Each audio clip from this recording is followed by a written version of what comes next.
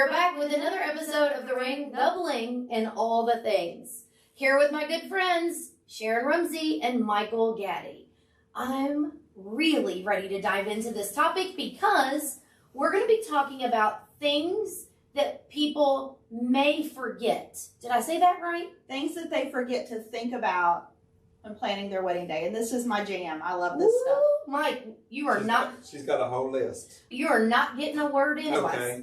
That's all right. Let's go. I'll let you talk about the flowers. Okay, go ahead. Okay, I have a month-out planning sheet that I use with all my couples, and it basically is a sheet of things that people don't think about. So one of the first things that people don't think about is access times at their venue. Have you read that contract? Do you know what time you're allowed in the venue? Because are you telling vendors to arrive before you even have access? I'm going to stop you right there. So if you have a wedding planner, yay, because they probably have read through that contract. It's on my timeline, access hours. Absolutely. If you don't have a wedding planner, let's just talk about that for 1 second. It's really important to know those access times because Mike is the florist. He might need a certain amount of time to set up if you're having a band, a DJ, a chocolate fountain. You have to account for the time they need. Well, let me stop you right there. Oh boy, here we go. But really, it's very important because let me tell you, if you tell me, and this happens all the time, if you tell me to be there at 10 o'clock in the morning, everything's going to be ready. And if I show up... And there's no linens. There's no linens on the tables. The doors are locked. That's not to be disrespectful to you or my other brides that day. It's just that throws the whole schedule off. So it's very, very, very important. One of the major responsibilities of a wedding planner is to line all that out. And I know that linens have to be on before the florist arrives. And all that's part of the big puzzle that gets put together on wedding day. The logistics. But the main thing is, if the doors are locked, nobody can do anything. If you do not have a wedding planner, make note of this. Have your timeline straight from the beginning, the day of, with your access times. Correct. Okay. Another thing that I feel like people forget a lot is we make seating charts for the reception, but no one really thinks about where your VIPs, your family members, are going to sit at ceremony.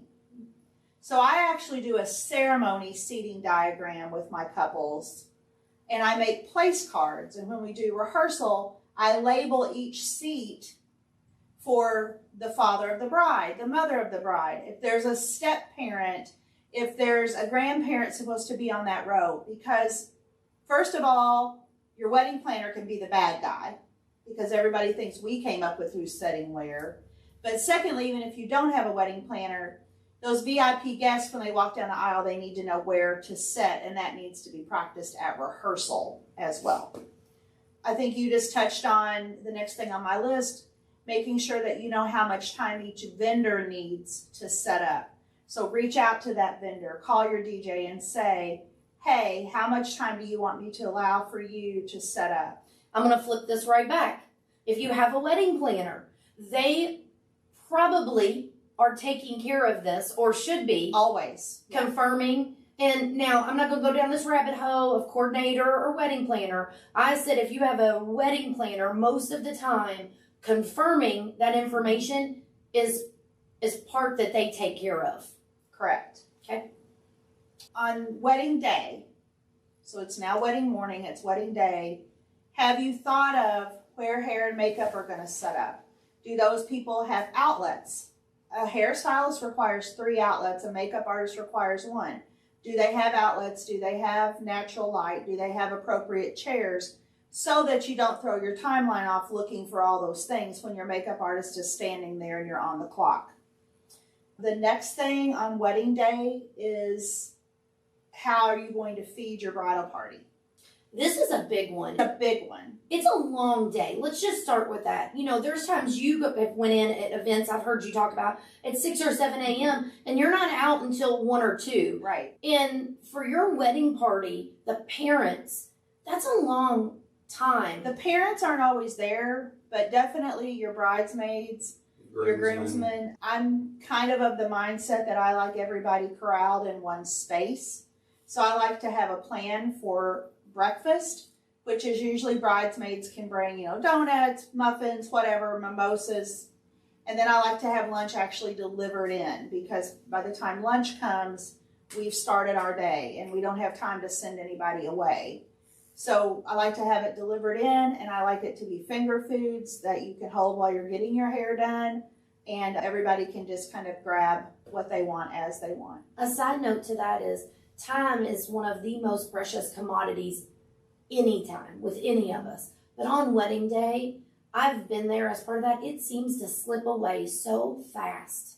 And sending somebody out to go through a drive-through or something like that can go from a 10 or 15-minute run to 45-minute. And when you're on a time crunch or a specific timeline, that can really mess things up. When I make a timeline, I allow 45 minutes for each person's hair, 45 minutes for each person's makeup, except the bride, and she gets an hour for each. So when you factor all that in, you've got 6 or 7 ladies. It really does add up. And if it's your time to get your hair done, but you're sitting in the Chick-fil-A drive-thru, you've messed up my whole day. Okay, Mike, I think she's already got us up to like 5 different episodes, and we're only part of the way through. All right, what's the next one? The next thing as we move into the actual day is making kind of a plan for what is going to be set up and who's going to set it up. And I'll let, Mike jump in here, but what is your wedding planner responsible for? So if you've got a certain way you want your memory table to look, a certain way you want your gift and card table to look, what I have my clients do is set that up in your house, on your dining room table or your kitchen counter or whatever. Take a picture of it. That picture is going to go in my team's wedding day packet, so we know exactly where everything goes. I also recommend when you're packing for your day that you pack a tote that is clearly labeled cake table, another tote clearly labeled gift and card table. So even if you don't have a wedding planner, if you have a friend setting that stuff up, they're not trying to read your mind and see where that stuff goes. I want to tie one thing in. What you just mentioned about hair and makeup. Don't give me that look. It's going to be a good one. Be careful about using people in your wedding party, because you could be having them set something up. Should never be a member of the. They're untouchable. Bridal party's untouchable. No task. Perfect. Then also, Mike, she said she was going to let you maybe chime in, but she didn't. That's She okay. right. what's the plan at the end of the night for how all this stuff you brought is going home? Because let's face it, you're drunk. Your bridal party's probably drunk. Your parents might be drunk. So you need a plan for. Can I put something in there? Because we may have some people that don't drink. Now, They're tired. whether you're drunk or not, you might feel like you are because you're so exhausted. I like to have a listing of the following things. Oh, boy. First of all, leftover cake, because there's always leftover cake. Where does it go? Who's taking that shit Who's with taking them? the cake? I mean stuff. I didn't mean that disrespectful Also- to the cake, but that's a lot to take care of. And what's it going in? Did you bring boxes? Did you bring to-go containers? Or does the bakery supply you Right. with to-go things? Ooh, Then- we're up to 15 episodes. I also Mike. like a plan for if your caterer allows leftover food to go home. So the bride and groom always get a little to-go box. But if there's more, if there's over and above that amount, who's taking it home? What's it going in? And what's it going in? So we need to-go containers. Every couple that's a perfect plan couple is asked to bring to-go containers. Then your gifts. I usually recommend that my clients, you guys have heard me with my big redneck wedding trick. They rent a U-Haul. Everything goes back in the U-Haul at the end of the night. So gifts can go in the U-Haul and be locked away. But if you didn't take my advice and you didn't rent a U-Haul, Or listen to the episode. I want to know what vehicle these are going in and who's responsible for these gifts. Can I say just a little something like that? You've talked about this on previous episodes about your gifts and your cards and things. If you don't have a wedding planner, have someone designated that gets that stuff throughout the night. Just take the time to have some kind of plan. Share that. Cards to me are a whole different ballgame because, I mean, losing a gift would be bad, but cards usually have cash or checks in them. So someone, if you have a wedding planner, those cards should be pulled and locked away immediately following your ceremony, and then again 45 minutes into reception. That's our guideline for my people, and we lock those away. But at the end of the night, who do you trust to send those cards home with? A lot of my couples want that cash for their honeymoons. So it needs to be someone that you're going to have access to the next day. Obviously, Mike, someone that's not drunk with a hangover, who's Right. not answering their That's phone going before. to the bar down the street after it's over. Right, that don't answer their phone until 1 and your plane left at noon. I want to talk about something real quick, what you said about the U-Haul. I've been working with Sharon quite a few years now, and that U-Haul is, and you say it's a redneck thing, but I'm going to tell you, it's the best thing that you can do. If you don't get anything else out of this episode right here, that U-Haul is the most important thing, because it comes to decorations, not just cake, not just gifts. Right. Because if you've ordered all these flowers from me, those flowers are going to sit there, or they're going to go tossed in my van and go into the garbage. Right. That way you can put them on your U-Haul, take them to the cemetery, take them to the nursing home. You can distribute those flowers, but you're going to have a truck to put all that in. Yeah, I like for everything that the family is providing to come in a U-Haul, clearly labeled in the totes. And then at the end of the night, we put it all back in the U-Haul, except for food, because that would spoil. Right. But we put it back in the U-Haul, and nobody has to worry about it on wedding night. Everybody's tired, so you just worry about it the next day. And let's be honest, now we have people watching and listening from all over. I mean, they love us, let's just be honest, they do. But in all reality, whether you're on the West Coast, the East Coast, or in another country, renting a U-Haul, I can speak about around this area, I don't know if it's $50. We just rented one. We had to move one of our family members, and it was $35 for the whole entire day. Point made. And they're not the prettiest vehicle, but you unload it, and then you go park it in the back of the venue. Nobody knows it's there. There's another tip she threw in. Park it in the back. Nobody knows. Nobody knows it's there. I know she's got a whole list, Mike. We got to keep her moving. Honestly, I'm about done, but my last thing is I feel like everybody gets really focused on how the reception's going to start. They pick these amazing songs for like bridal party introductions. They pick their great first dance song, their parent dance songs. But I like to kind of go full circle, and I always want to talk with my couples about how are we going to end this thing. I don't like just to be like, okay, here, this is our last song. 3 minutes later, the lights go up and we're done. People are still on the dance floor like I think you need as good a plan to end it as you do to start it, because I like guests to go home on that high note, still remembering what a good time they had. So a couple of things that I like to think about with ending the night. First of all, I don't believe in last calls. Every timeline you see come from me will instruct the bar not to announce a last call.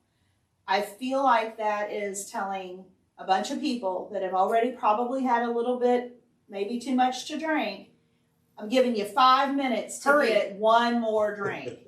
So what I like to do is quietly close my bar and have the bartenders then set bottled water out on the bar for guests to get. Love that. As they're leaving. I just feel like it's a nice touch. Let's hydrate them up before we send them out. Then I like for my couple to pick 2 more songs. I like a last song for the crowd. Mike has been there when we've done this before. I've even pulled him out there and had him do it with us. So I want a last song that everybody knows. I could name a few, but just a song, Sweet Caroline, Wagon Wheel, Friends in Low Places, Closing Time, any of those songs that you feel like your guests are going to know. You bring everybody out onto the dance floor. Catering stops what they're doing. If Mike's team's there, they're going to stop what they're doing. My team's going to stop. Anybody that is in that room is on that floor. Make a circle around your couple, and it is just, you'll see the cell phones come out. It's a great time. People are shooting videos. It's just a great memory. And everybody sings that last song, tells the couple congratulations. Then my new favorite thing that I started doing last year that I'm in love with is a private last dance. So I like then to clear that room. I'm leaving, everybody's leaving. If catering's busting tables, give me 3 minutes, man. We're going to pull off this last song. Everybody out of the room. You pick a last song. Some couples replay their first dance song, so it's their first dance and their last dance. Some couples pick a different song. DJ hits play, DJ leaves the room. And you just have that moment, just the two of you, to remember why you're there and kind of take in the day and have that last dance. And then that also gives time, if you're doing like a sparkler exit or something, that you can get all your guests lined up outside to do whatever type of exit you want. In all seriousness, you're really killing two birds, one stone, because you need all those people out there if they're doing some kind of special exit anyway, and it gives a private moment. Sharon, I'm going to give you kudos because every wedding I've done with you, it's always been something special for the ending, and it's like a storybook. It's an experience. You opened the book, you started coming down the aisle. Now you're going to exit, and you're, like you said, you're going to start turning the lights on. See you later, bye. I hate that. I hate that too. Yeah. And you It's make too much daggone money. you made it worthwhile, and you made it a whole experience, and I give you kudos on that because you Thank always you. do a great job. It's one of my favorite parts of the night. Well, and here's the deal. I know there's probably at least 15 episodes in just the stuff that she mentioned throughout. I tried to this. go quick because you told me not to talk too long. I think this is one of those episodes I want everyone to listen to. Not be like, oh gosh, how much stuff is this? Because this is something parents, wedding party, the couple can listen to this episode and be like, oh, I get it now. It's not just being strict or not just following a timeline. This is why. But I really do feel like there's topics in here we need to dive deeper in, even give more of an explanation and talk about, because the things you mentioned can make a big difference with flow, with the logistics. Well, if you stop and think about it, you're planning for a year out. You know, you start a year before, and you're squeezing that whole year into less than a 24-hour period. Right. So, I mean, and you want every minute to be just as important, and you want to make sure every little detail is covered. I mean, it's so important to get all that in there. And I truly believe, like most of you guys know, my background is labor and delivery. I was in healthcare for most of my life, and we used to remind ourselves on labor and delivery a lot, you know, we do this every day. We do this for a living. But for this couple having this baby, this is crazy special day that, you know, is their dream once in a lifetime.